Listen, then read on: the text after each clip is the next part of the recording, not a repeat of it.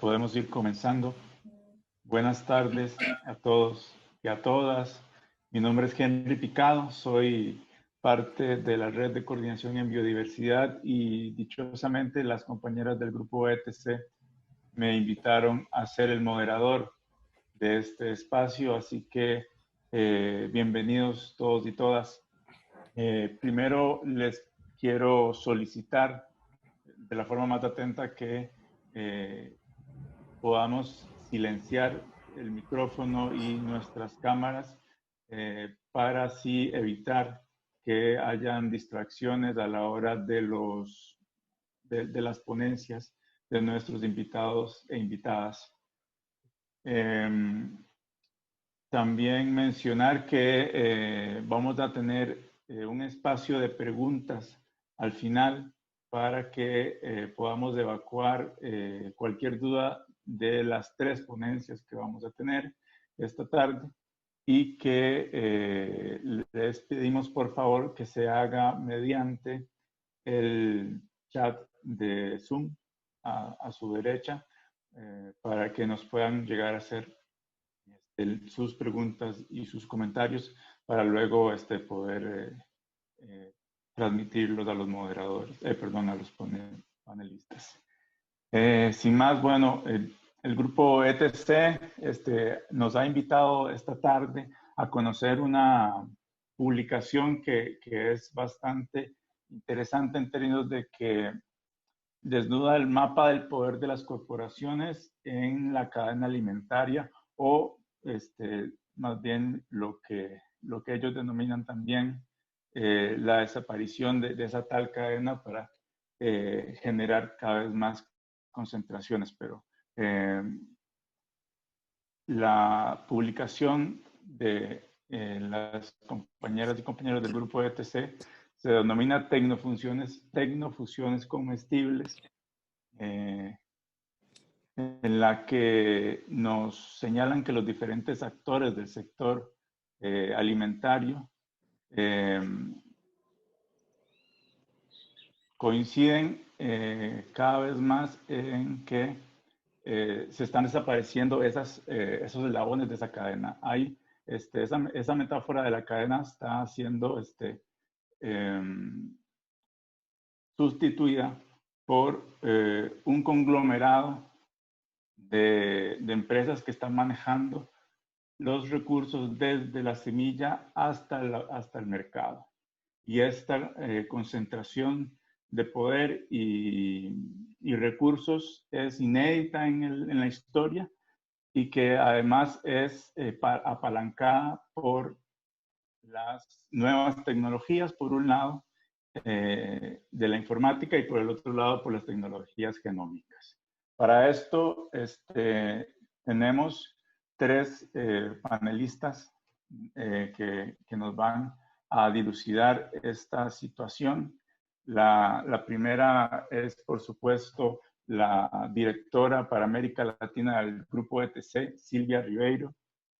Y hay que mencionar que el Grupo ETC significa Grupo de Acción sobre Erosión,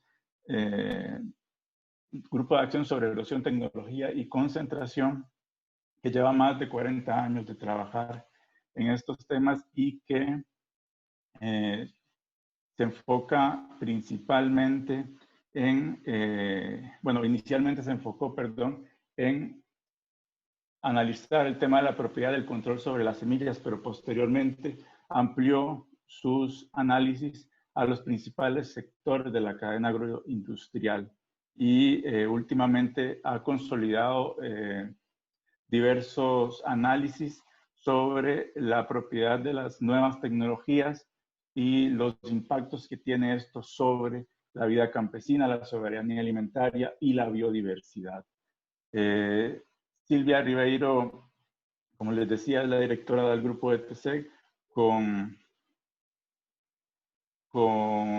mucha participación en medios de comunicación como lo es La Jornada en México, donde es columnista, pero además es la fundadora de un espacio que lleva ya más de 25 años de estar publicándose, que es la revista Biodiversidad, Sustento y Culturas, un espacio donde nos encontramos más de 13 colectivos y organizaciones a nivel latinoamericano que editan esta revista y que tiene ya el número 105 a disposición de todos y todas ustedes.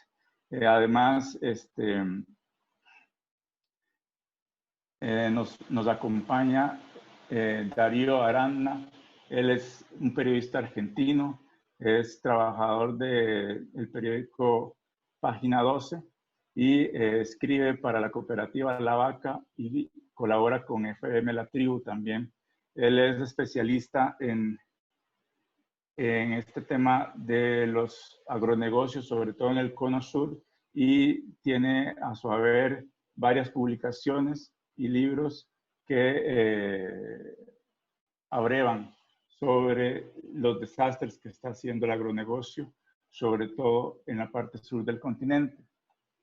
Además, nos acompañará Gabriela Linares desde Oaxaca, México. Ella es integrante de la Red en Defensa del Maíz y, bueno, más bien es fundadora de la Red en Defensa del Maíz, es bióloga y que se dedica a dar apoyo a organizaciones comunitarias allá en la zona de Oaxaca. También tenemos la dicha de tener el apoyo técnico de Ricardo Valderas, también periodista mexicano, y que junto a Verónica Villa, también del grupo ETC, estarán ahí detrás de los paneles y haciendo que todo esto funcione bien. Yo doy la bienvenida y quisiera darle la palabra a Silvia para que nos empiece a contar sobre esta nueva publicación que el grupo ETC nos está ofreciendo. Perdón, otra cosa, tienen 15 minutos cada panelista para hacer sus intervenciones. Perdóname, Silvia, solo un mensaje también práctico. Sus preguntas las pueden ir poniendo en el chat para que las vayamos pues agrupando, ¿no? Para ahorrar el tiempo y las vamos a pasar al final de las 3 exposiciones. Gracias. Bueno, buenas tardes a todas y a todos. Me da muchísimo gusto estar con todos ustedes. Gracias a Ricardo, a Verónica, a Henry. Me da mucho gusto estar con Darío y Gaby. Y en realidad lo que nosotros, digamos, nosotros hemos venido trabajando en este tema, digamos, de las corporaciones. Nosotros desde el grupo ETC desde hace mucho tiempo. El tema de las semillas y la concentración corporativa, como dijo Henry, lleva más de 40 años, pero en realidad ahora estamos viendo cosas que realmente están dando vuelta a todo el panorama y es un poco lo que le queremos compartir, sobre todo es como las tendencias principales. Sí nos referimos a una publicación en específico en donde van a ver una cantidad de datos, pero hay otras que van a encontrar en el grupo ETC que les pueden interesar, entonces eso lo pueden ir pensando para luego. Entonces, yo ahora voy a compartir mi pantalla, permiso. Ricardo me dice que no puedo compartir, ¿me puedes dar, por favor?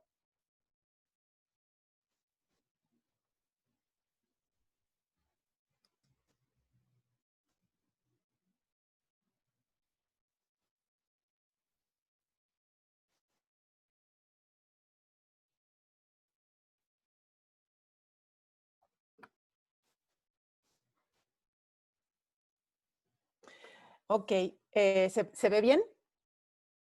Se ve muy bien, Silvia. Muy bien, bueno, muchas gracias. Entonces, esto es un poco de la primera parte de lo que les queremos, siempre casi empezamos con esto en el grupo ETC, que se refiere a un trabajo que venimos haciendo desde el año 2009 y que ya tiene varias versiones, que es realmente quién produce los alimentos en el planeta y quién produce la devastación, etcétera. Y entonces es esto que le llamamos el 70% contra el 30%, porque en realidad el 70% de la población en el mundo acude sobre todo a lo que le llamamos la red alimentaria campesina, que no es solamente las y los campesinos, también son los pastores, las huertas urbanas, los pescadores, o sea, las redes de las y los pequeños. Y esto es realmente lo que alimenta al 70% de la población, pero tiene menos del 30% de los recursos. El 30% de la tierra, mucho menos del 30% del agua se usan en estas redes campesinas y muchísimo menos, menos del 10% de los combustibles fósiles.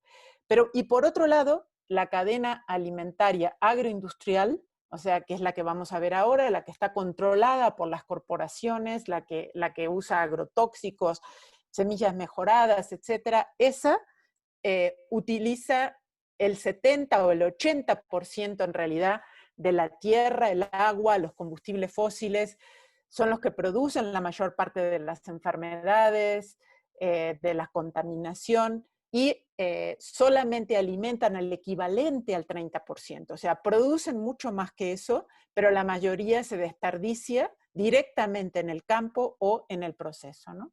Entonces, siempre es bueno que cuando hablamos de corporaciones, recordarnos esto, que no, en realidad no necesitamos a las corporaciones para alimentarnos.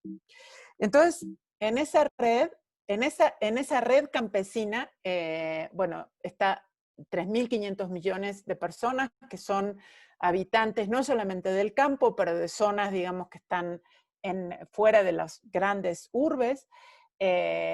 También muchísimos, casi 1.000 millones de agricultores urbanos, lo que le decimos que es el equivalente de todo lo que es el trabajo de la agricultura urbana, muchísimos campesinos que no están detectados como tales en el norte global, y por lo menos 800 millones de pescadores. Esto es, digamos, más de la mitad del mundo en cuanto a que producen parte de su propia alimentación.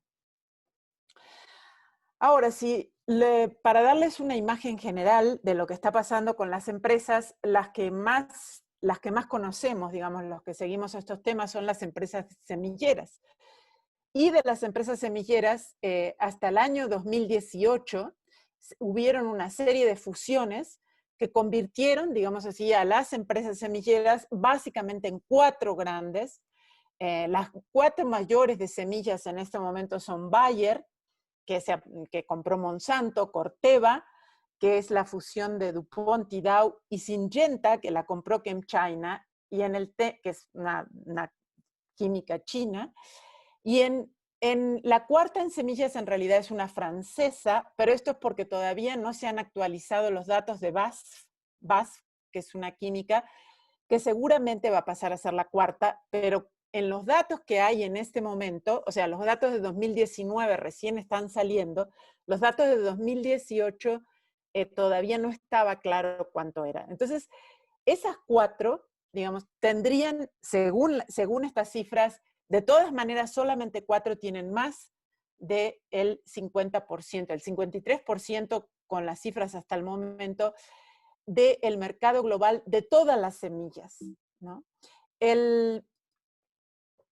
En las empresas de agrotóxicos, que son en realidad las dueñas de las empresas semilleras, porque es un sector mucho mayor, la principal es ChemChina, que se compró a Syngenta y que en este momento que hablamos, pero no se refleja acá, a ambas ya se las incorporó Sinochem, que es la empresa química más grande del planeta, que es China.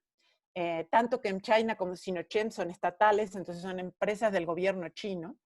Y tienen a Syngenta y a Dama, que ya estaba antes. Entonces, antes de esta fusión tenían el 24% de todos los agrotóxicos en todo el mundo.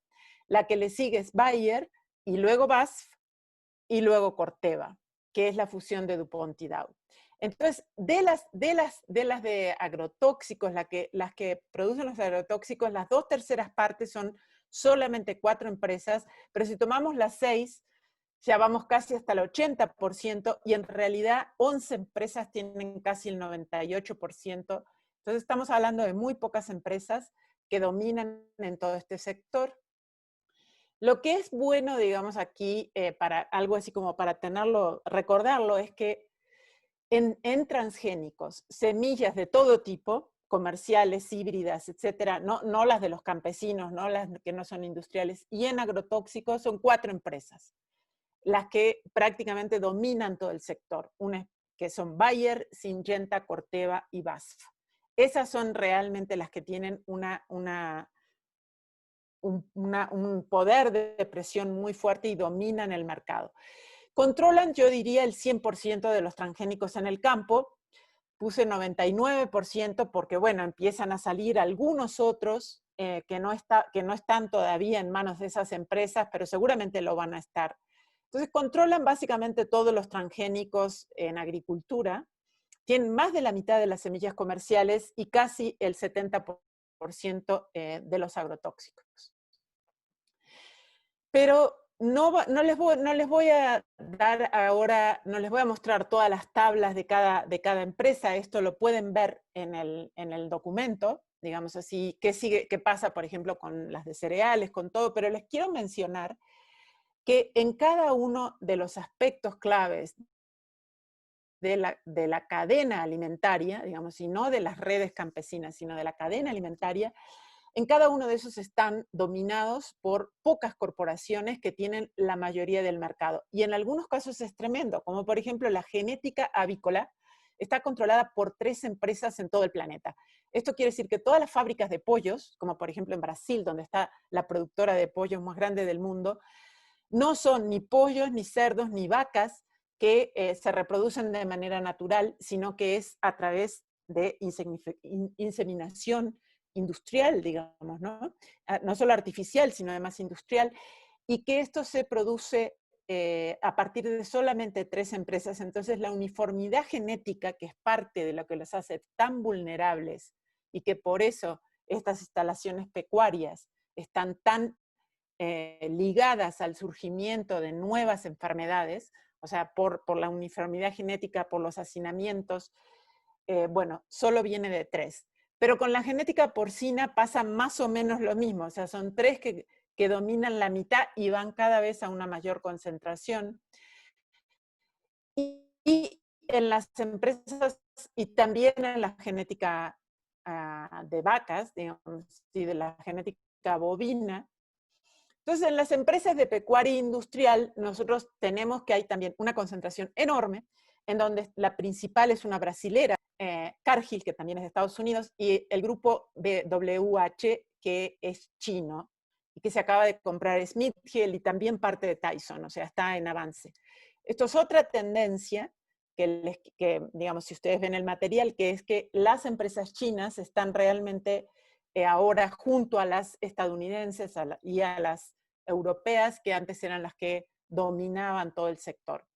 Y de las empresas que comercian granos, que es como el paso que sigue, digamos así, después del que salen de la producción industrial, estas empresas que les pongo acá, Cargill, COFCO es China, Cargill es estadounidense, ADM, Bunge, Wilmar, Dreyfus, Glencore. Glencore es una que también está en minería. Entonces, que todas estas del comercio de granos, además están entrando en la producción agropecuaria de gran escala. Por ejemplo, Cargill está en el 3er lugar. Y estas 7 de cereales prácticamente dominan todo el mercado. No es que tengan una parte, sino que básicamente es muy difícil que cualquier comercio a nivel regional o global no pase por una de estas empresas, ¿no? Bueno, entonces ahora les voy a nombrar las nuevas tendencias, porque esto que les decía es como las tendencias que ya existían, que ha habido una especie de canibalismo dentro de las empresas, porque ya eran grandes y se comieron unas a otras, como Bayer a Monsanto, etc. Entonces, en el tema ese hubo no era nuevo, digamos, la tendencia, pero es como si hubiera llegado a un techo. Y entonces entran otros actores, que uno de los principales, y son actores como de sombra, son actores que no los estamos claramente viendo. El que menos estamos viendo es que los grandes gestores de activos, o sea, las compañías inversoras, las que tienen un montón de dinero y ven dónde ponerlo para que les dé dinero. O sea, no les interesa nada más que la ganancia. No tienen nada que ver ni con la agricultura ni con nada. En realidad son compañías de dinero para obtener más dinero y son enormes, son tremendas. Estas compañías, que son las principales, son BlackRock, Capital Group, Fidelity, Vanguard, todas estas empezaron a comprar parte de las empresas de agronegocios, sobre todo de semillas y de agrotóxicos. Entonces tienen desde el 12% que tienen en Syngenta al 33% casi que tenían en DuPont y que ahora tienen en Corteva, mucho más porque se fusionaron con las de Dow, en donde también tenían acciones, ¿no? Entonces, para darles una idea, estas 5 empresas juntas, el valor de dinero que manejan es de 18 billones de dólares. Billones son millones de dólares, y es una cifra difícil de imaginarse hasta en la cabeza, porque es 3 veces todo el Producto Bruto Interno de toda América Latina. O sea, de todo Brasil, toda Argentina, todos los países de América Latina.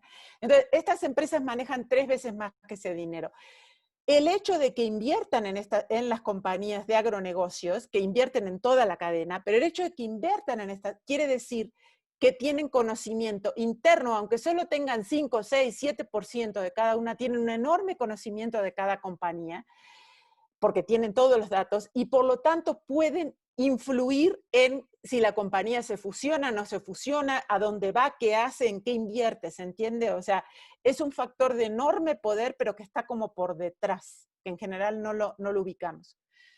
Bueno, la otra tendencia es la de los nuevos transgénicos y los viejos transgénicos, digamos. Y los viejos transgénicos, que sigue la presión, pero que no han logrado salir de los pocos países en los que tienen grandes cantidades de superficie, que lamentablemente muchos están en América Latina, sobre todo en Brasil y Argentina, pero también ahora entran con lo que les llaman nuevos transgénicos, que son desde nuevos tipos de transgénicos, nuevos cultivos, pero también lo que les llaman edición genómica, que es sencillamente otra forma de hacer transgénicos, pero con la cual quieren salir de las leyes actuales de bioseguridad. Y entre ellas, por ejemplo, está esta que se llama CRISPR-Cas9, a la que le acaban de conceder a 2 de sus inventoras el premio Nobel, pese a que realmente tiene usos muy difíciles. Todas estas tecnologías traen nuevos riesgos, no los voy a nombrar ahora, pero no son sencillamente como los transgénicos anteriores. Por un lado están llenas de mitos, no son más exactas, pero por otro lado traen otra cantidad enorme de riesgos, tanto en plantas, o sea, en alimentación, en el uso en la alimentación, en donde no se sabe cómo van a funcionar, pero también en cualquier uso en salud o en algo que llegue a los organismos de los seres vivos, sean animales, sean plantas o incluso en los humanos. Entonces traen una cantidad de nuevos riesgos. Les quiero nombrar solo rápidamente que también están haciendo animales CRISP. Por ejemplo, en Argentina, Uruguay y Brasil hay experimentos con ganado, con vacas, con cerdos, con pollos, en China y también con conejos. Y una de estas 3 empresas que hacen genética porcina dedica ya más del 13% de su presupuesto a nuevos tipos de ganado que tienen una modificación genética permanente. En el caso de los cerdos se supone, porque no está probado, que son resistentes a un virus, lo cual seguramente no está probado, pero no ha entrado en Brasil y Argentina porque ese virus por ahora no está en Brasil y Argentina, pero es una de las cosas que posiblemente van a llegar con los nuevos negocios para que Argentina y Brasil aumenten su producción de cerdos para China. Bueno, todo esto ha promovido una enorme desregulación en América Latina y sobre todo en algunos países que han sido los pioneros en desregular, o sea, tienen más riesgos, pero se han ido cambiando las legislaciones de bioseguridad para que cada vez tengan menos controles, para que cada vez se evalúen menos los riesgos, con el argumento de que tienen menos riesgos, lo cual es absolutamente falaz y es una de las cosas que tenemos que desmontar. Y es desde el Instituto Interamericano de Cooperación Agrícola, desde Costa Rica, desde donde se impulsan todas las tecnologías que les voy a nombrar ahora, las que les nombré antes y las que les voy a decir rápidamente ahora. Bueno, la otra gran tendencia es la digitalización en la agricultura, y en esto tenemos otros nuevos factores que son como factores, lo que les llamo actores sombra, porque también son difíciles de ver para la gente. O sea, por un lado, estamos viendo una mayor digitalización y mecanización en el campo, con sensores, con el uso de drones mapeadores, de drones aplicadores de agrotóxicos, con máquinas que son manejadas en computadoras, con sistemas de manejo de ganado a través de lo que le llaman Internet de las vacas, hay también Internet de los cerdos, en fin, hay una entrada de las digitales en maquinaria, pero también en datos. O sea, en la acumulación y venta de datos hay una enorme cantidad de no solamente fusiones, sino también de nuevas formas de manejar el campo, el territorio en la agricultura. Y esto hace que entran actores que ni siquiera teníamos claro que estaban en agricultura, como por ejemplo Amazon, Facebook, Apple, Google, Oracle, Baidu, bueno, todas las grandes de plataformas digitales, las que controlan más del 75% de las metidas en agricultura, o directamente o a través de que son las que proveen los servicios de nubes y por lo tanto tienen toda esa información que viene del campo. Entonces esto es un resumen para avisarle a los moderadores que no voy a demorar mucho más, es una especie de resumen de las grandes tendencias que tenemos en este momento, que es la entrada de las inversoras especulativas, en sombra, pero ahí están. Los nuevos transgénicos y las nuevas biotecnologías, como por ejemplo el trigo transgénico que acaba de salir en Argentina y en Uruguay está en experiencia, animales genéticamente modificados, todo el tema de la edición genómica con más desregulación.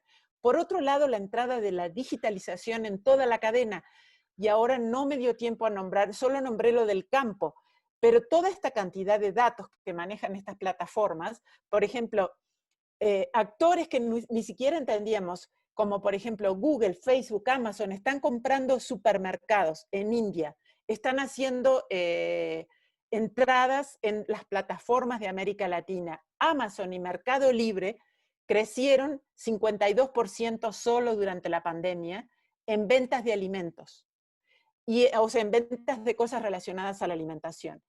Pero todo esto, además, estas nubes, además, están usando todos esos datos para algo que en algún momento tendremos que hacer otro seminario como este, que es una industria nueva, que es la industria de la persuasión, que es a través de todas las comunicaciones internéticas, digamos, todas las comunicaciones que tenemos por redes sociales, etcétera, mandarnos publicidad dirigida, por un lado, pero también mensajes subliminares. Así como han podido influir en las elecciones políticas, también influir en las elecciones que hace la gente sobre consumo, sobre alimentos, etc.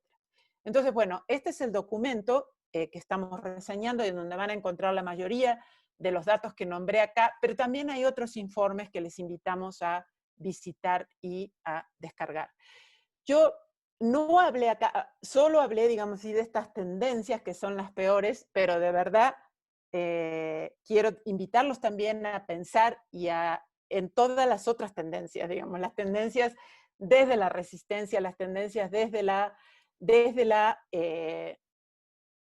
las tendencias desde lo que es, las tendencias desde lo que es la construcción de las redes campesinas, la alimentación verdadera, etcétera. Bueno, sobre eso podemos hablar más en otro momento, no sé si ahora. Muchas gracias, Henry y Verónica. Volvemos. Gracias a ti, Silvia. Sin duda un panorama pues un poco desesperanzador, pero yo creo que también la resistencia y la lucha ante todo esto debe de aflorar o está aflorando, y dichosamente también para eso tenemos a otros de nuestros invitados. Y bueno, antes de pasar a esto, yo quisiera mencionar que esta publicación también está acompañada de otras tres que el grupo ETC ha hecho, que es la insostenible agricultura 4.0, que es sobre la digitalización del poder, exterminadores del campo, sobre los impulsores genéticos y demasiado grandes para alimentarnos, sobre las corporaciones, que es como parte de toda esta serie de documentos que pueden consultar en la página del grupo ETC. Vamos a dar paso a nuestro segundo panelista y como les mencioné al principio, sus preguntas y sus comentarios son muy bienvenidos. Por favor, háganlos en el chat. Lo estaremos revisando y compartiendo al final de las 3 presentaciones. Estamos entonces con Darío Aravna. Él es periodista argentino y, bueno, un periodista especializado en todos estos temas sobre el agronegocio, que nos da mucho gusto tenerlo acá. Yo no sé si Darío nos está escuchando y ya está listo. Sí, Henry, ¿qué tal? Buenas tardes. Sí, Buenas tardes. Adelante, por favor. Bueno, por un lado, agradecer al Grupo ETC por la invitación y además de por la invitación, por todo el trabajo que realizan. Es un trabajo imprescindible para las luchas territoriales de estos lados. Bueno, según lo charlamos con las compañeras, es hacer un poco el trabajo del informe, de la investigación, ya lo ha contado muy bien Silvia, entonces hacer un poco la bajada local, digamos, de Argentina y del Cono Sur. La investigación de ETC, bueno, da cuenta justamente del poder corporativo, de las imposiciones de políticas a los distintos países. Sabemos que son planes gestados desde los centros del poder del norte, para aplicarlo muchas veces a nuestros países. Y en ese sentido, puntualmente lo voy a bajar a Argentina, que es el país que más conozco, donde vivo, y también tiene puntos en común con lo que sucede en Cono Sur, ¿no? Los países hermanos. Lamentablemente Argentina es un buen alumno de las corporaciones transgénicas, de las corporaciones del agro, de las corporaciones extractivas en general. Algunos compañeros, compañeras se molestan cuando digo que Argentina es una colonia transgénica, lamentablemente, aunque también hay que destacar muchas luchas que hay en estos territorios. Digo, no hay que ser injusto tampoco en ese sentido. Para los que no conocen, hay muchos compañeros y compañeras de distintas partes de América Latina, así que hago un breve repaso de Argentina. Es pionera en algunos aspectos, lamentablemente, del agronegocio. En 1996 se aprobó en Argentina la primera soja transgénica del Cono Sur, en un trámite de solo 87 días, con estudio de la propia Monsanto, que ni siquiera fueron traducidos, se aprobó a libro cerrado la primera soja con uso de glifosato. El expediente fue secreto durante más de 25 años y fue a través de un grupo de 40 científicos y funcionarios que está dominado por empresas, una comisión que aprueba los transgénicos. Ya llevan aprobado más de 60 transgénicos en Argentina, de distinto tipo, y siempre son expedientes secretos, confidenciales. Nadie puede acceder a esos expedientes. El cultivo de soja en Argentina pasó en una década a ocupar casi el 50% de la tierra cultivada. O sea, el 50% de la tierra de Argentina tiene un solo cultivo, soja, 20 millones de hectáreas. Las consecuencias son las que bien grafican muchos de los informes de ETC: desmontes, desalojos masivos, violencia, afectaciones en la salud.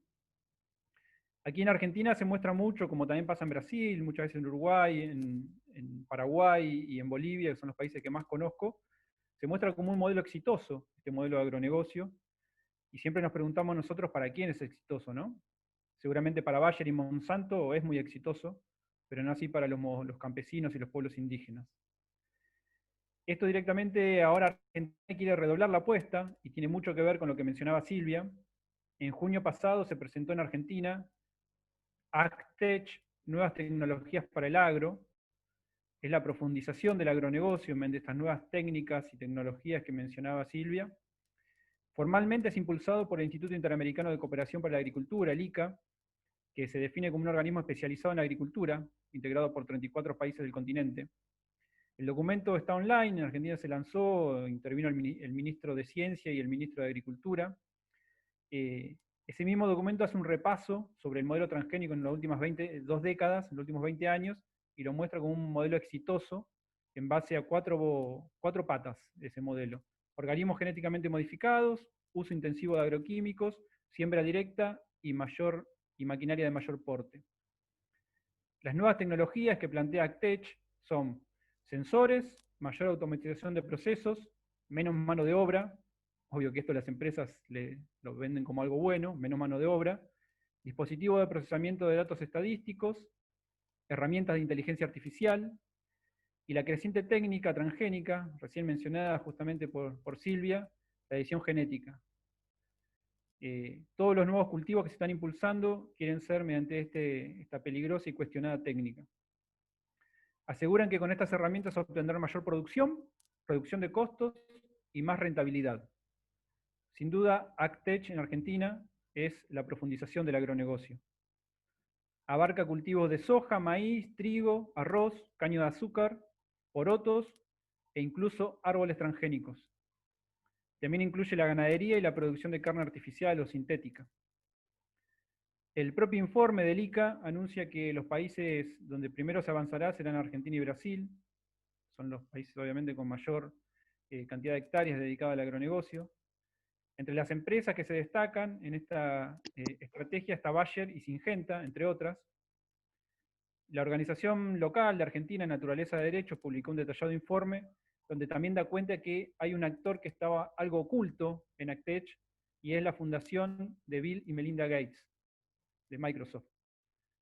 Son parte de los que intervienen en este nuevo modelo de agronegocio en Argentina y en Brasil.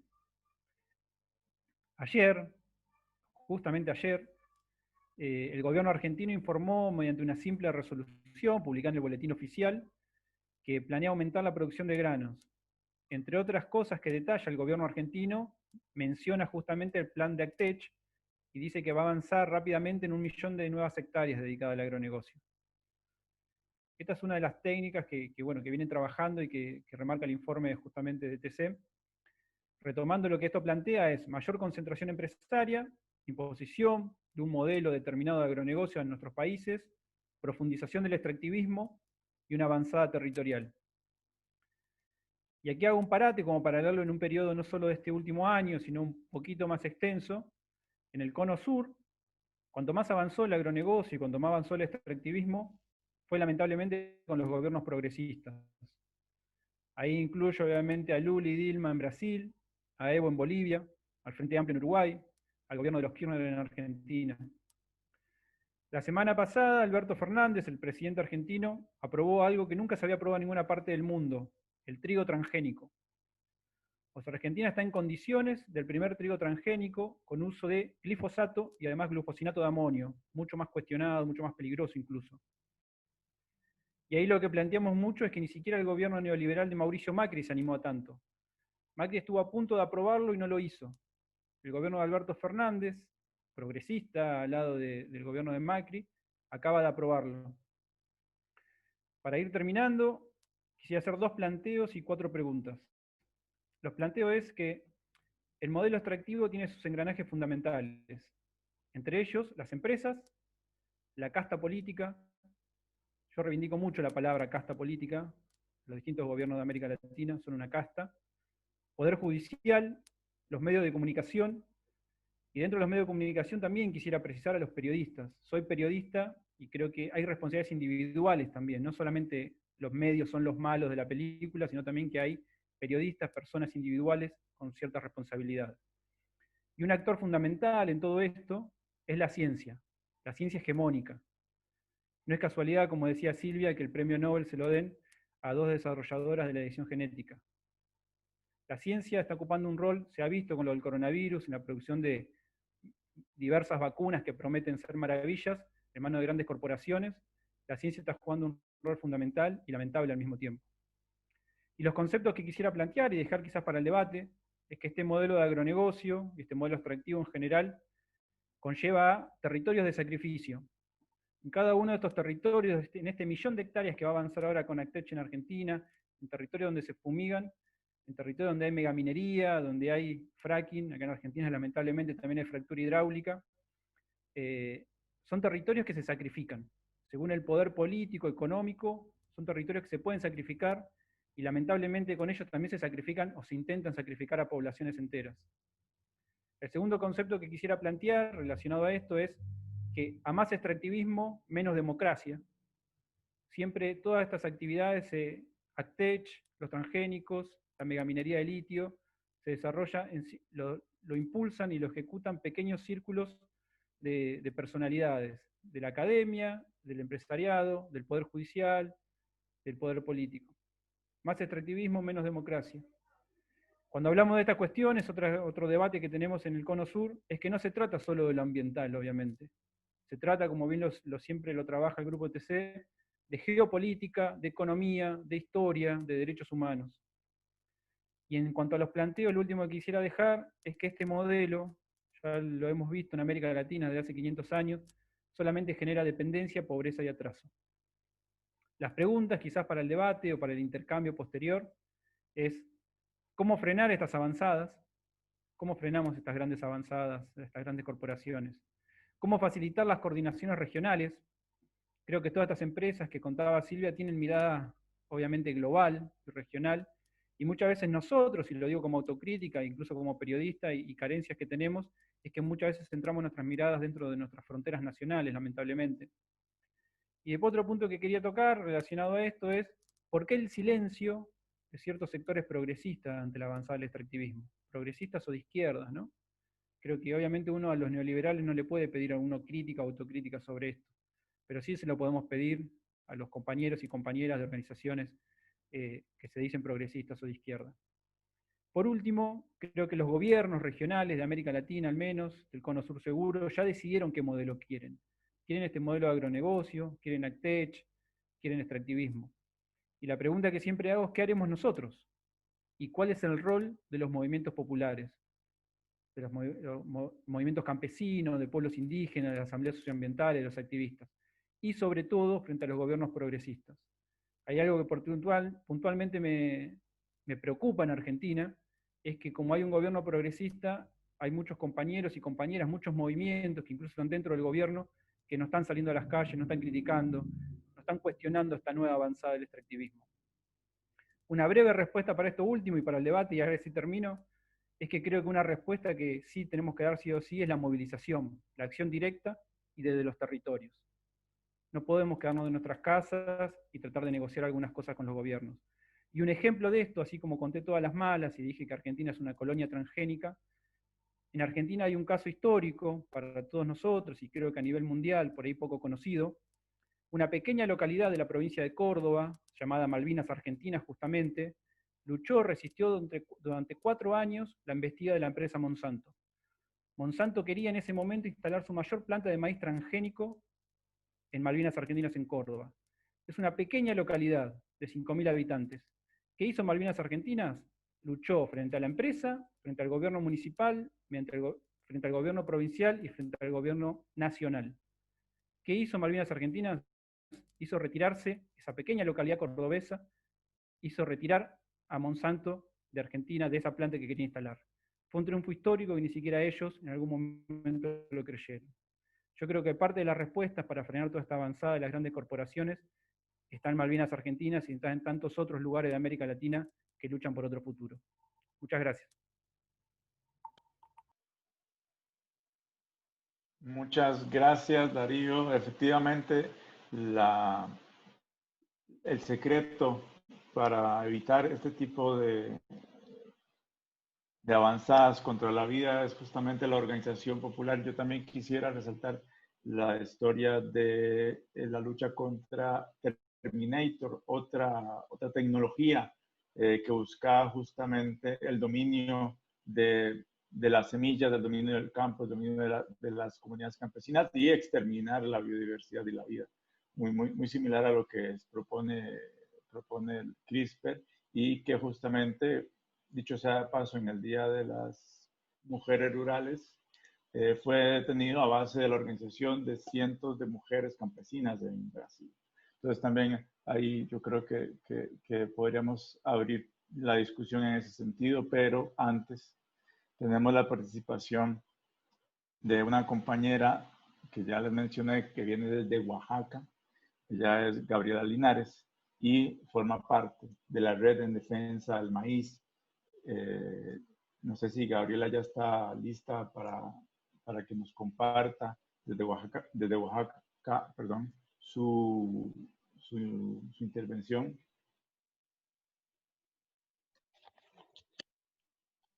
Sí, hola, espero que me escuchen. Oh, Perfecto. ok, no voy a prender mi cámara porque se bloquea. Entonces voy a hablar, espero que sí puedan escucharme para continuar.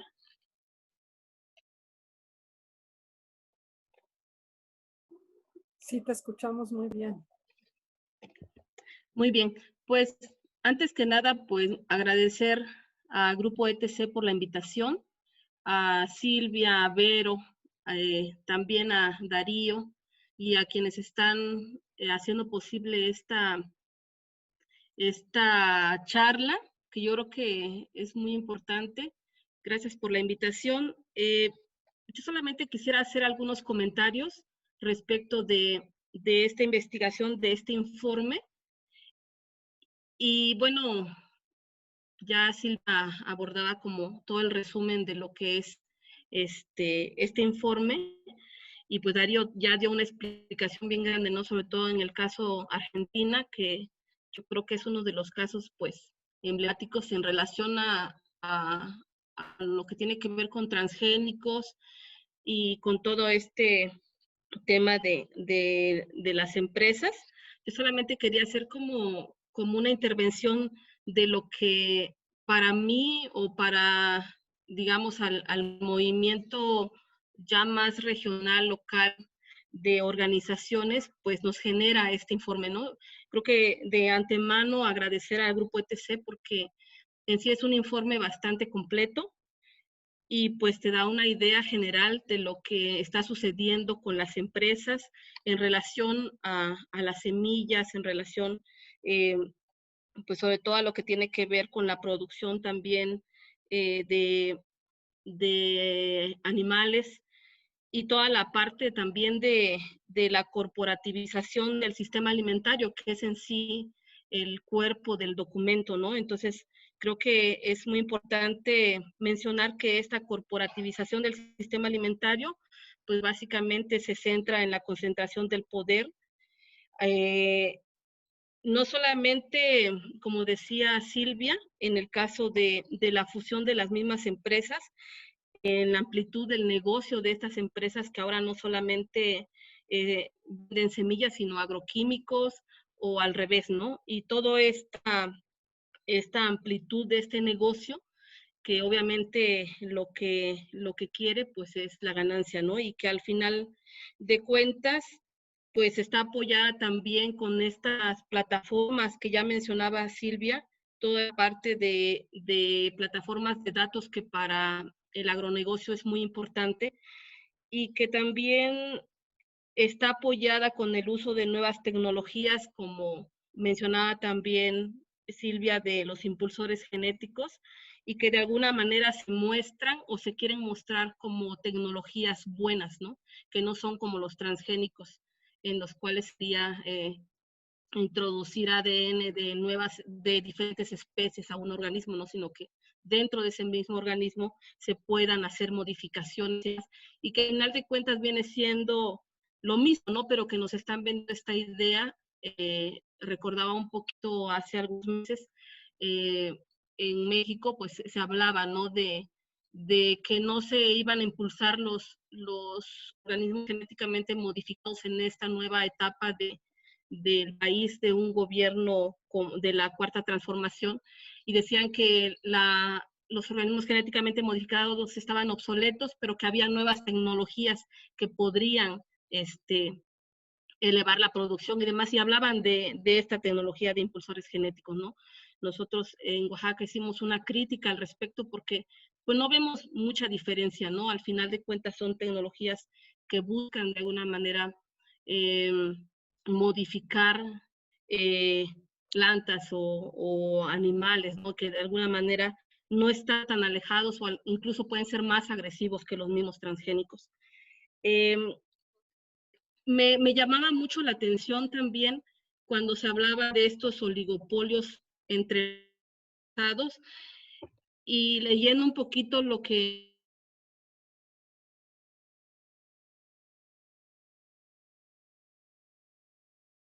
bien a los casos que acompañan en las alianzas estratégicas de las empresas, qué tipo de negocios o de megaproyectos, como en el caso de y leyendo más a fondo el informe, pues había un ejemplo, ¿no?, que también mencionaba Silvia, esta empresa, como el Caminito, digamos, que está que se menciona que o sea, ¿no?, y que después de que, sino que, y que de alguna manera presentes en el modelo alimentarios, sino que también son empresas como es el de bienes y raíces, el comercio, ¿no? Entonces, de alguna manera, para nosotros no es extraño, ¿no? Porque al final de cuentas ellos lo que quieren hacer es tener finalmente el poder o concentrar el poder y como una estrategia también de control de todo el sistema, no solamente alimentario, sino también industrial, ¿no? Entonces, es bastante importante la información. Pensaba que esta información es de 2017, más o menos, y todo lo que tuvieron que haber pasado seguramente los compañeros, compañeras de ETC para lograr este informe tan fino en cuanto a datos, que no es de acceso a cualquiera, ¿no? Se hablaba también sobre eso, datos ocultos, datos que no son públicos, y que de alguna manera, si pensamos en que el Grupo ETC no hubiera hecho este informe, esta investigación, pues muchos de nosotros no tuviéramos, ¿no?, el acceso a él y lo potente que es el acceso a la información, ¿no? Ellos como empresas lo saben, por eso es que están concentrando toda esta información a través de sus plataformas de datos, y que nosotros también deberíamos de pensar en, igual que ellos, ¿no?, en acceder a este tipo de información que si hubiera sido de manera individual, pues no lograríamos concentrar esta información en este punto tan fino. Entonces, yo creo que otra de las cosas que también a mí me llama mucho la atención dentro del informe, era algo que planteaba Silvia también, es sobre el tema de las semillas, la concentración, pero también esta parte de la producción, de producción animal, que tiene que ver con la industria mundial genética ganadera, que es como se menciona en el informe, y que tiene que ver con el acceso a la información de todo lo que significa la producción animal con fines de comercialización, ¿no? Entonces, este modelo tan perverso de querer uniformizar de alguna manera o homogeneizar de alguna manera lo que se produce, en este caso estamos hablando de la producción animal,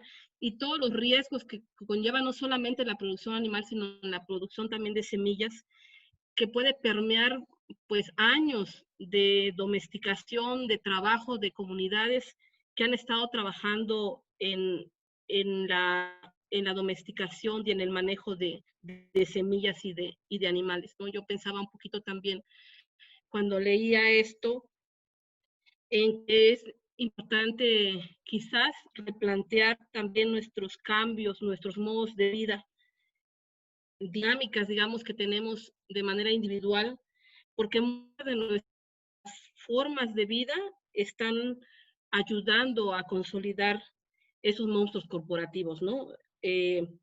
Dentro del informe se mencionaba que el mercado de la salud animal, pues, se duplica para el 2030, ¿no? Entonces nosotros lo podemos ver ahorita con estas amenazas sanitarias como lo que es el coronavirus y quizás otros que puedan venir más adelante.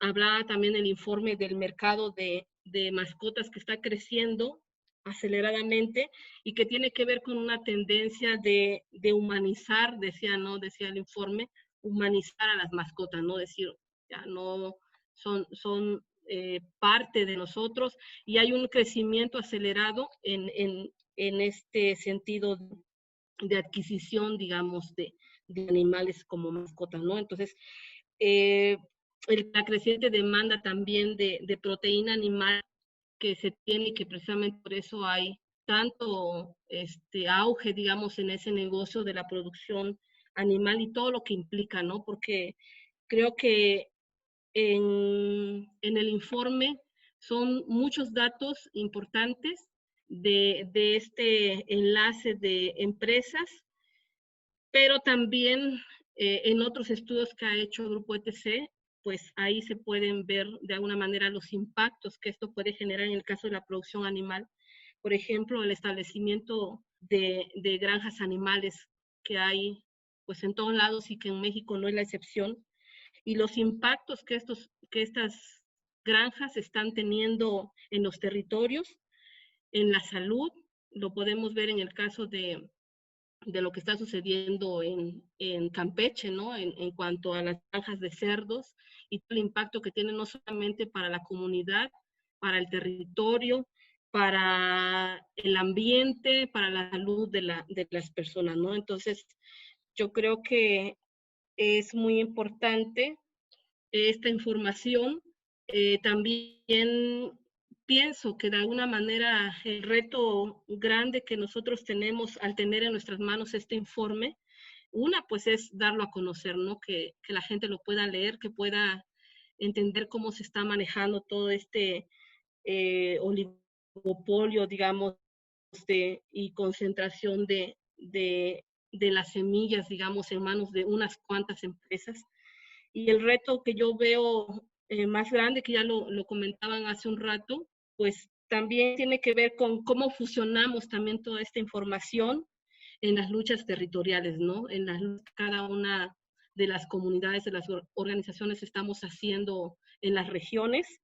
Yo creo que tenemos información suficiente, y cómo también nosotros enlazamos esta información en la defensa que se está haciendo de las semillas y de la producción animal, ¿no? Yo pienso que en México hemos estado haciendo mucho trabajo, mucha labor en la defensa de semillas, como es el maíz, como el sistema Milpa como tal, y otras semillas que son parte también del sistema Milpa, que están enlazadas, pero muy poco hemos hecho en relación a los animales. Pues, ¿no? Yo en algún momento de mi carrera profesional estuve trabajando haciendo un monitoreo sobre cerdos criollos en Oaxaca, y definitivamente pues son poblaciones muy mermadas, y bueno, no solamente hablamos de cerdos, de otro tipo de animales también que son, si bien no son nativos, pero fueron domesticados en nuestro país o en otros países, pues de alguna manera poco se ha hecho para resguardar, ¿no? No se tiene mucha información en ese sentido, y lo otro es que poco se ha hecho para resguardar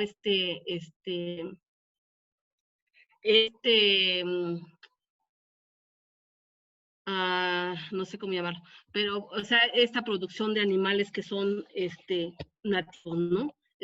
Perdón, que son, que han sido domesticados, que forman parte también de las comunidades. Entonces, yo creo que es uso de él, pero yo creo que aquí otro de los retos que veo también es cómo transformar también esta información para gente en la comunidad, ¿no? Porque a veces yo leí el informe y era así como un montón de datos a veces complicados de entender, que es importante también hacer ese trabajo de transformarlo de manera de que todos podamos entenderlo, ¿no? Y cómo usamos estos datos en favor de las luchas territoriales que estamos haciendo en las regiones. Pues yo me quedaría hasta ahí, y pues estoy pendiente de los comentarios que se puedan dar. Gabriela, muchas gracias por tu intervención, y sí, yo creo que cada vez más apelar a esas formas y relaciones comunitarias. Les habíamos invitado a formular sus preguntas y comentarios en el chat. Ya nuestras compañeras y compañeros están sistematizando las preguntas y podrían tal vez indicarme si las puedo leer, o más bien Verónica, ¿sí? Bueno, creo que Verónica Villa nos va a ayudar a leer las preguntas y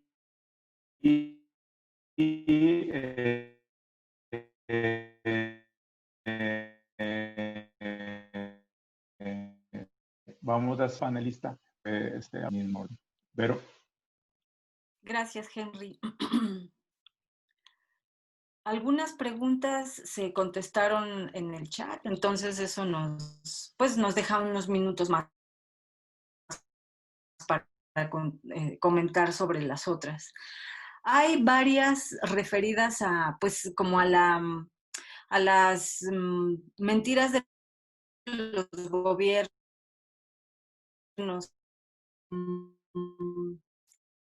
Dice, por ejemplo, debemos considerar en México que realmente ya no va a haber transgénicos, cuando a lo mejor ahí está habiendo pruebas con CRISPR. Otra pregunta en ese mismo sentido. El gobierno de México dice que en el país estamos libres de transgénicos. ¿Qué tanto es real esa percepción, ¿no? Con lo que dijo Darío. En Argentina también sucede como en México. El ataque, por ejemplo, hacia la red en defensa del maíz ha sido constante, ¿no? Entonces, un poco se refiere a cómo pues, los gobiernos también tienen su interés en promover estas tecnologías agrícolas. Ese es un tema. Luego, hay dos preguntas sobre las vacunas transgénicas. Y hay una pregunta más que un poco contestó Gaby, que es cómo las protestas de las organizaciones, de los movimientos, basadas en argumentos contundentes, siempre se ponen en duda de dónde viene su información, de dónde viene su argumentación, y una forma de querer acallar a la gente que protesta es decir que no sabe, que no tiene información científica. Entonces, Gaby un poco dijo, bueno, el grupo ETC está concentrando información y efectivamente cada vez más las corporaciones la venden y los analistas del mercado, y cada vez más la transparencia cuesta. Entonces, solo acceden a ello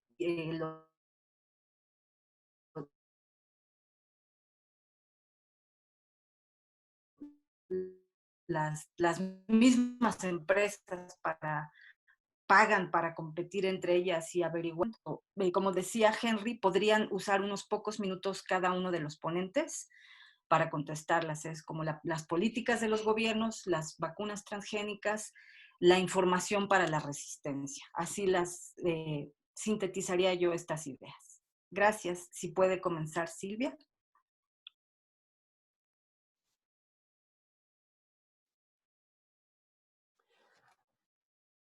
Sí, hola. ¿Me escuchan? Sí. Muy bien, sí. Ok. Bueno, sí, digamos un poco de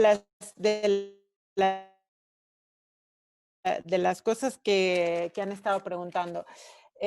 Por supuesto, el tema o sea, nosotros tenemos la paradoja, los gobiernos de derecha porque son de derecha y los gobiernos progresistas porque son progresistas, pero todos tienen el mismo modelo de desarrollo, digamos, basado en semillas híbridas y cultivos agrotóxicos y semillas transgénicas, o sea.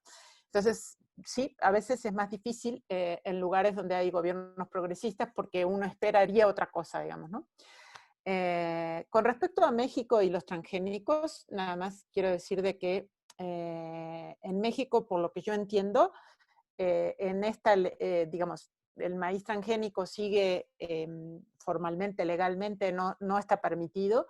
Eso viene, digamos, desde hace mucho tiempo. Primero hubo una moratoria establecida por la Comisión de Bioseguridad, después entró un breve periodo de algunos permisos experimentales, pero luego a partir del 2013 se quedó suspendido legalmente, pero además también hubo muchísimas protestas en contra, digamos, de la siembra de maíz transgénico. Ahora, en otros cultivos es más complicado. Está toda la resistencia de las organizaciones y comunidades de la península de Yucatán, que son 3 estados, y en esos 3 estados sobre todo han tenido algunas victorias importantes de parar legalmente, revertir un permiso Monsanto de más de 230.000 hectáreas en 7 estados, pero lo revirtieron, digamos, como permiso, y entonces, digamos, bueno, y sigue en pie, digamos.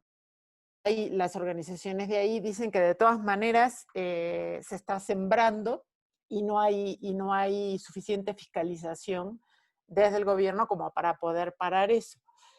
Por lo que yo entiendo, no ha habido desde el gobierno, en el gobierno de López Obrador, no ha habido aprobación de nuevos transgénicos, no solo nuevos en nuevos tipos, sino que no ha habido nuevas aprobaciones en general.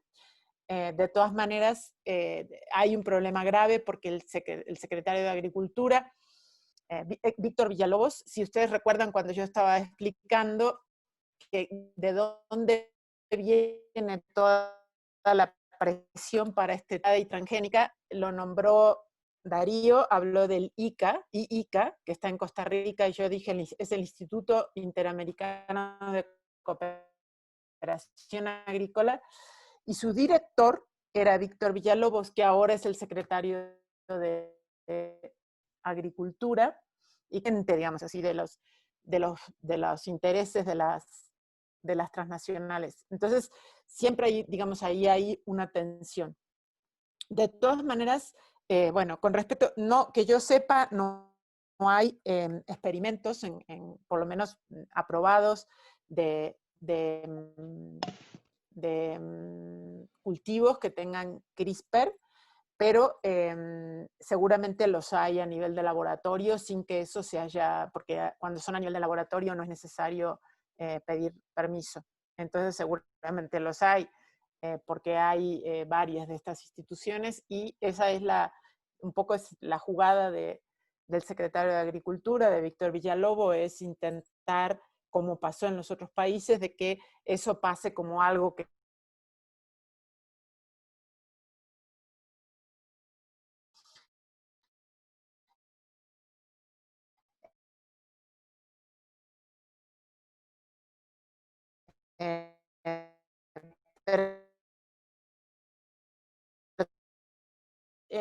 hay varias de las cosas que preguntan que están en el bueno, veo algunas preguntas más acá. Ángeles Mariscal pregunta si la pandemia ha movido algo en este escenario.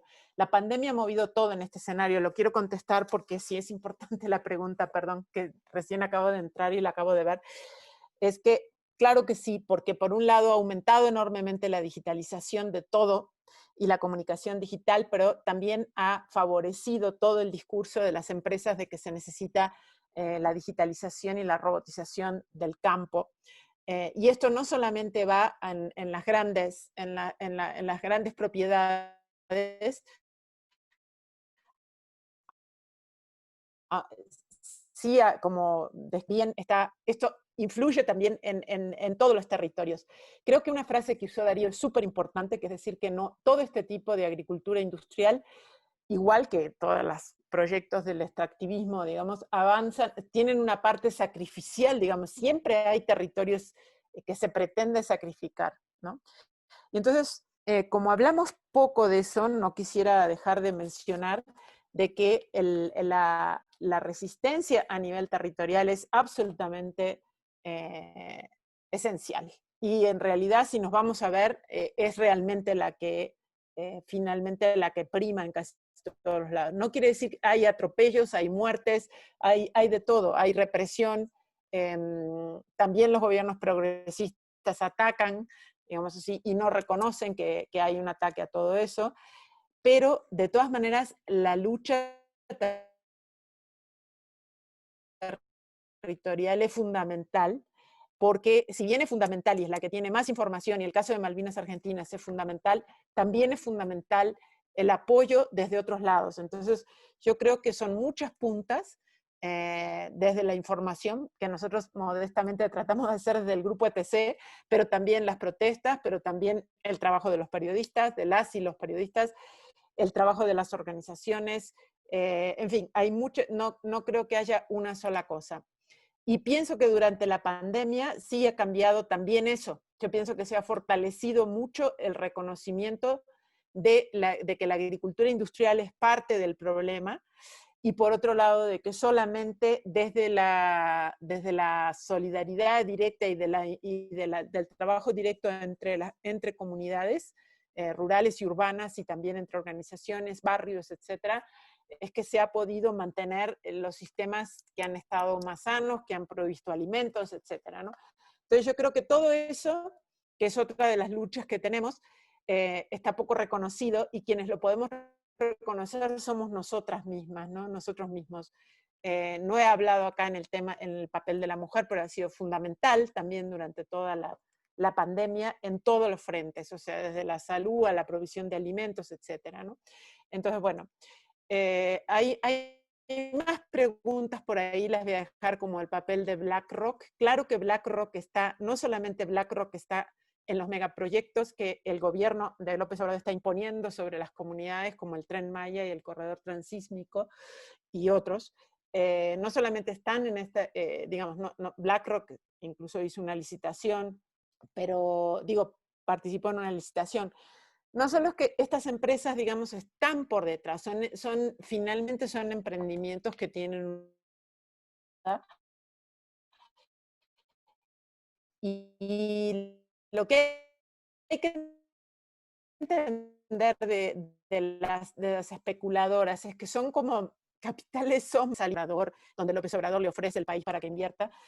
Y la otra cosa que tenemos que tener clara es que BlackRock y todo este tipo de gestores de inversión manejan una gran cantidad de fondos que son, por ejemplo, los fondos de pensiones, de jubilaciones, los fondos de las AFORES, o sea, además de fondos privados. Entonces es terrible, porque su único objetivo es conseguir más ganancias, y no importa en dónde, digamos, básicamente, ¿no?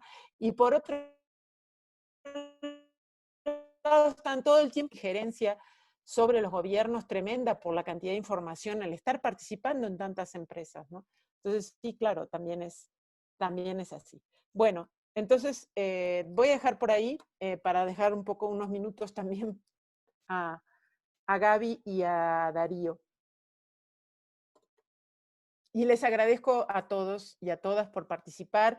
Es una lástima, digamos así, que bueno, que estas no son formas muy participativas, lo reconocemos, tratamos de hacerlo lo más posible, pero bueno, esperamos hacer más actividades, digamos, y poder seguir con esto. Muchas gracias.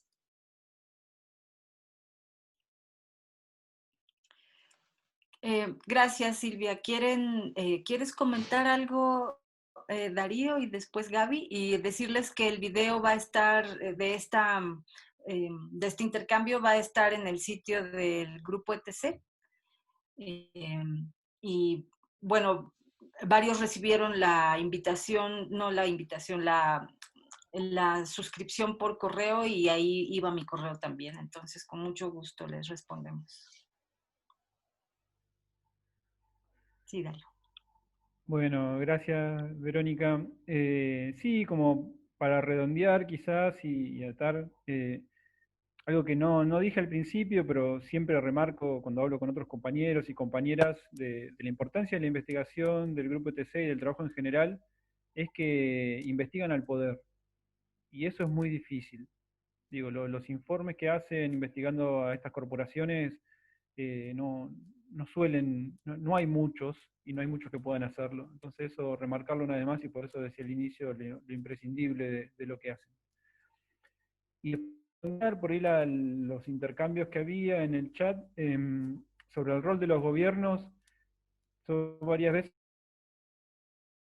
me remito a una anécdota que fue cuando Hugo Chávez Latina a Obama, si no me equivoco, y siempre digo cuando hablo con compañeros o amigos de estos lados es que estuvo muy bien lo que hizo Chávez y que también hubiera sido bueno que le entregue una copia de ese libro a todos los otros presidentes, que había varios que eran de izquierda o progresistas, que ese libro, como ningún otro, seguramente remarca lo que son los 500 años de saqueo y de sometimiento de muchos de nuestros países. Eso es como para remarcar el rol de ciertos sectores. Como verán, muchas veces me centro más en los compañeros o compañeras, en sectores más cercanos que en la derecha, porque, como decíamos, de la derecha no esperamos nada. Entonces, siento que estamos repitiendo la misma película y a veces da bastante impotencia. Lo otro que quería remarcar era que la lucha contra el extractivismo en general y el agronegocio en particular, en estos lados, marca también, creo yo, los límites conservadores de la democracia actual. Sé que es abrir todo otro tema, pero por lo menos dejarlo mencionado. Creo que la democracia actual de nuestros países es terriblemente conservadora y que muchos siguen creyendo que votar cada 2 o 4 años es participar realmente, y muchos que llegan a casas de gobierno, en Argentina es la Casa Rosada, creen que por eso pueden decidir sobre los territorios de nuestros países. Eso para remarcarlo, porque me parece que muchas veces las luchas contra el extractivismo marcan los límites conservadores de esta democracia.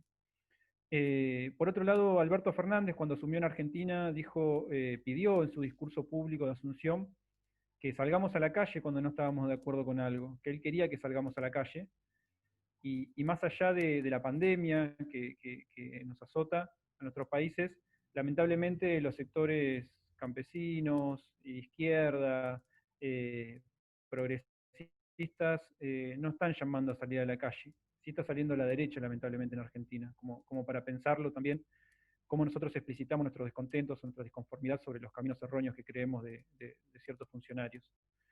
Y por último, decir esto, que es un lugar quizás común, pero para mí es una guía también de esto del panorama que describimos, de reconocer el pesimismo de la razón, pero también el optimismo de la voluntad.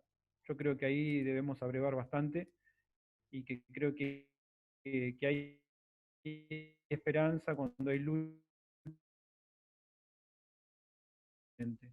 El optimismo en mi caso está en las luchas territoriales, como mencionaba, Malvinas, Argentinas, no es la única sin duda, está repleto de luchas en todo nuestro continente, y en ese sentido sí agrego, como decía Silvia, no solo a las organizaciones campesinas, indígenas o ambientales, sino bueno, a muchos académicos dignos. Hay científicos dignos. Quiero reivindicar el nombre de Andrés Carrasco, quizás no muy conocido por muchos, pero que ha luchado en Argentina contra el modelo transgénico, fallecido ya hace unos años atrás. Y también mucho rol de, como bien decía Silvia, de periodistas, de medios cooperativos, comunitarios, alternativos, incluso de muchos colegas que trabajan en algunos medios comerciales. Creo que en cada lugar, incluso en algunos que están muy cooptados por ciertos poderes económicos, puede haber compañeros y compañeras dando batalla. Entonces, en ese sentido, también terminar con eso. Y Gaby, ¿estás por ahí? Sí, gracias, Vero. Sí, yo solamente quiero comentar respecto de la pregunta que hacían de cómo ha movido todo esto con lo de la pandemia. Y bueno, se mueve como en diferentes niveles, digamos, ¿no? Es como lo que decía Silvia también en cuanto a las empresas, ¿no? Pero en este caso yo quiero comentarles en el sentido de la política pública, digamos, que se está generando en relación, o que ha visto de alguna manera importante en este momento que se vive de pandemia y que es en relación a la implementación de programas como es el de Sembrando Vida, ¿no? Entonces yo creo que ellos encontraron esa parte importante de cómo meter o intentar meter un programa de este tipo como una forma de solucionar el problema que se viene viendo en relación al campo, y que de alguna manera pues tampoco ha tenido mucho éxito porque pues de alguna manera lo que se está tratando de implementar es la siembra de árboles frutales que muchas veces no son nativos de las comunidades, y que muy poco está fomentando, por ejemplo, lo que originalmente fue el proyecto, que era el intercambio de árboles frutales con la siembra de milpa, ¿no? Que nosotros pensamos que es fundamental para hacer frente a este problema que estamos viviendo actualmente. Lo otro es de que de alguna manera movió algunas cosas también, como es el caso del cierre de mercados locales, y que eso permeó pues bastante la vida interna de las comunidades, sobre todo porque no solamente se cerraron mercados, sino que también en el caso de los supermercados, en donde se expende todo este tipo de alimentos procesados, pues esos se mantuvieron muchas veces abiertos, ¿no? De las cosas positivas, digamos, que se mueven en el tema de la pandemia, pues es también que la gente salió al campo, ¿no? Hay mucha gente sembrando en el campo.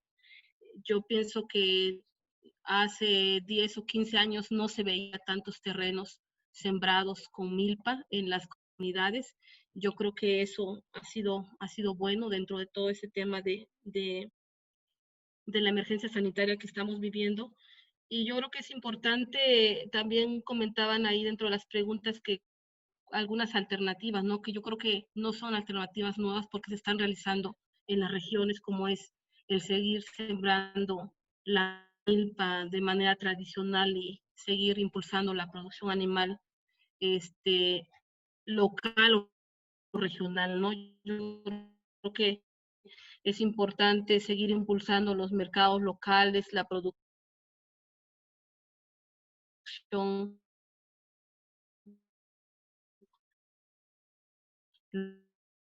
colectiva, las luchas territoriales, que también ya se habló hace un momento. Y también, ¿por qué no?, que el informe de Grupo ETC nos motive también en las regiones, a las organizaciones, a realizar también nuestros propios ejercicios de monitoreo. Yo creo que si bien hay elementos que a lo mejor, o información que a lo mejor no es tan fácil de acceder, y que a lo mejor para eso nos funciona perfectamente este enlace con organizaciones como Grupo ETC, pero hay información que nosotros podemos monitorear en las regiones, porque estamos en las regiones. Entonces, eso es importante también, cómo enlazamos esta información regional que nosotros vivimos y palpamos día a día, con la información que se genera hacia afuera también, y que sí es posible realizar, ¿no? Y de alguna manera, pues también seguir denunciando, ¿no?, todo este tipo de problemática que hay en las regiones. Yo creo que eso también es parte de lo que podemos hacer, no solamente utilizar esta información del informe, pero también yo sigo insistiendo a hacer esta fusión de esta información con las luchas territoriales que se tienen en las regiones, y que de esa manera pues podamos seguir avanzando, ¿no? Yo creo que ahí hay mucha experiencia también por parte de mucha gente también en las regiones, de muchas organizaciones, y yo creo que hay que seguir teniendo también esa solidaridad entre movimientos, y no solamente tampoco ver los temas como aislados, sino como problemas que son integrales, porque están dentro del territorio y que están permeando la vida de todos, y no solamente ver como las semillas, la producción animal, los proyectos extractivos, sino que todo en su conjunto, poderlo mirar en su conjunto como algo integral, de manera de que nos permita también hacer esta defensa, ¿no? Nosotros hace rato comentaba que nosotros hicimos un monitoreo sobre proyectos extractivos aquí en Oaxaca, y nos dimos cuenta que eran las mismas empresas las que estaban en el Istmo de Tehuantepec con los eólicos, eran las mismas empresas que están pagando los proyectos verdes, los proyectos ambientales, y de manera que es importante hacer este tipo de monitoreos para darnos cuenta que son los mismos los que están en los territorios, y que en alguna forma, en una forma se muestran como buenas personas que quieren hacer algo por los territorios, pero por otro lado pues están diezmando también pues la vida de las comunidades, ¿no?, a través de otros proyectos que algunos hemos denominado como proyectos de muerte, ¿no? Entonces, agradecer nuevamente a Grupo ETC y a todos los que están escuchándonos, y pues muchísimas gracias. Gracias, Gaby. Pues ya estamos llegando al final de este evento. Les agradecemos muchísimo. Quedaron algunas preguntas relativas a lo último que estaba diciendo Gaby, cómo potenciar los vínculos entre luchas, saber realmente qué está pasando. Pues se sabe ahora sí que como dice un compañero acá en México, desde la milpa se sabe todo, ¿no? Los poderosos creen que está aislado el campesino, la campesina, las comunidades, cuando los territorios más pequeños tal vez, o los lugares más... sí, más rurales tal vez, es a donde llega todo, ¿no? A donde se ven pasar las inversiones, los experimentos, los engaños. Entonces, eso lo digo porque las organizaciones y comunidades son las que más información tienen, como dice Gaby, muy fina. Y entonces, pues eso. No sé si Henry, Silvia, queremos solamente despedirnos. Ricardo, también muchísimas gracias. Y podemos tal vez prender el video para despedirnos. Estaremos subiendo el video pronto. Sí, muchas gracias a todas y a todos. Realmente, bueno, es una pena que muchos de los que están acá no puedan hablar porque saben muchísimo de todos los temas que estamos hablando. Les agradecemos mucho la presencia y también, por ejemplo, a Darío, que hace un trabajo absolutamente imprescindible, y a Gaby, desde la Red en Defensa del Maíz, desde UNOSJO, desde el trabajo justamente en la defensa del territorio de tantas maneras. Y a muchos más que están acá que también comparten eso. Exacto.